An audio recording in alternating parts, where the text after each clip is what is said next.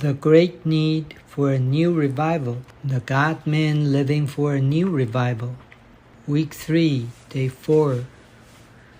Morning nourishment. Leviticus 6:11.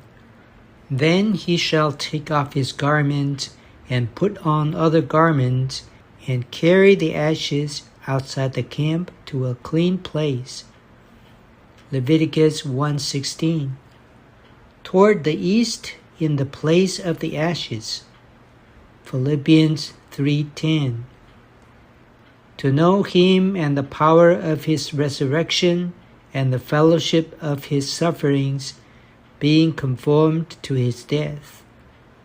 If we realize that we need Christ as our burnt offering, we need to lay our hands on the Lord in order to have a proper and subjective prayer.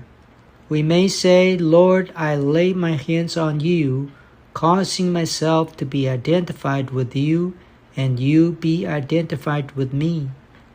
Then the life-giving Spirit, who is the very Christ on whom we lay our hands, will immediately move and work within us to live a life that is qualified for the burnt offering. Today's reading. For God to accept the burnt offering is for him to turn it to ashes. Concerning this, Psalm 20, verse 3 says, May he remember all your meal offerings and accept your burnt offering. The Hebrew word translated accept here actually means turn to ashes. When our offering has been turned to ashes, this is a strong sign that it has been accepted by God. Ordinarily, people do not regard ashes as something pleasant. However, to us who offer the burnt offering, ashes are indeed pleasant, even precious, because they are a sign which gives us the assurance that our burnt offering has been accepted by God. The Hebrew word rendered accept can be translated not only as turn to ashes, but also as accept as fat, make fat, and be as fat. For God to accept our burnt offering means not only that he turns it to ashes, but also that he accepts it as fat, something that is sweet and pleasing to him.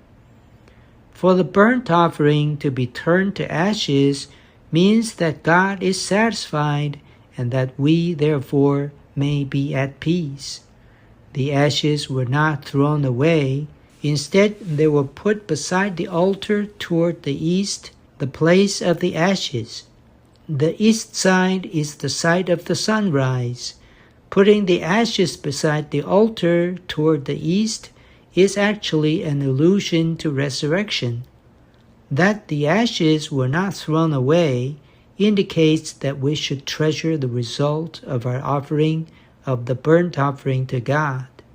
We should never throw it away. In God's eyes, the result of our burnt offering is highly regarded. It is fine, pure, and clean. Thus, in carrying the ashes outside the camp, the priest wore stately garments and carried the ashes in a stately way. This teaches us to have a high regard for the result of our burnt offering. To become a full-timer is to offer ourselves to God as a burnt offering. The result of our being a burnt offering will be something that carries out God's New Testament economy. What we do as full-timers is not merely to preach the gospel to save sinners, to establish local churches, to teach the Bible, or to help people to grow in life and in truth. What we do must result in the building up of the body of Christ, which is a miniature of the coming New Jerusalem. What we are doing is actually extraordinary, but to the worldly people it is nothing. To them, what we are doing is ashes.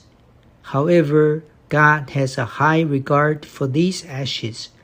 Eventually, These ashes will become the New Jerusalem.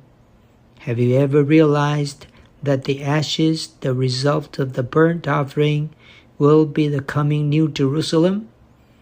The New Jerusalem is our destiny and our destination. How can the ashes of the burnt offering become the New Jerusalem?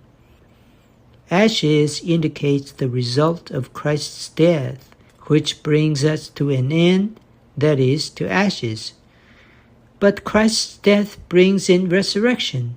In resurrection, the ashes become precious materials, gold, pearl, and precious stones, for the building of the New Jerusalem.